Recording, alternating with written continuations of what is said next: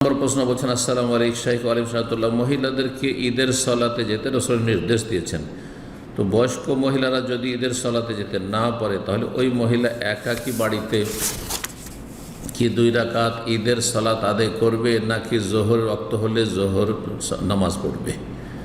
এই বিষয়ে ইখতিলাফ রয়েছে, কারণ স্পষ্ট কোনো দলিল এ বিষয়ে নেই যে যেই ব্যক্তি ঈদ পড়তে পারল না বা ঈদে যেতে পারল না সেই ব্যক্তি কি 2 রাকাত বাড়িতে পড়বে না পড়বে না।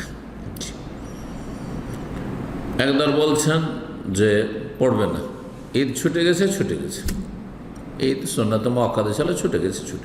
এটি একটি মত, ইজতিহাদি ইখতিলাফ শুধু। আর একদল বলছেন যে না, 2 রাকাত ঈদের সালাত পড়বে। যারা বলছেন 2 রাকাত ঈদের সালাত পড়বে তারা বলছেন যে একাকী পড়বে নাকি যদি বাড়িতে কয়েকজন থাকে পড়ে বা আরও পরিবার সদস্যরা রয়েছে বা মহিলারা রয়েছে তাদেরকে নিয়ে জামাত করে নেবে। একদল বলছেন না, জামাত করে পড়বে, যেহেতু ঈদের জামাতের আসল হচ্ছে জামাত করে পড়া। আর একদল বলছেন না, একা পড়বে।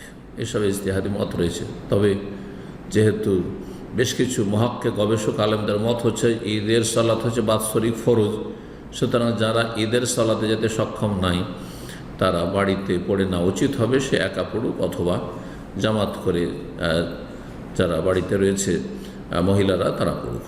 কিন্তু আমাদের দেশে যে প্রচলন রয়েছে বিভিন্ন এলাকায় মহিলারা ঈদগাহে যাবে না, তাদের কোনো ব্যবস্থা রাখবে না, কিন্তু আপনার পাড়ার মসজিদে, বখতিয়া মসজিদ অথবা জুমা মসজিদে মহিলারা সবাই একসাথে হাজির হবে, সেখানে কোনো পুরুষ নেই।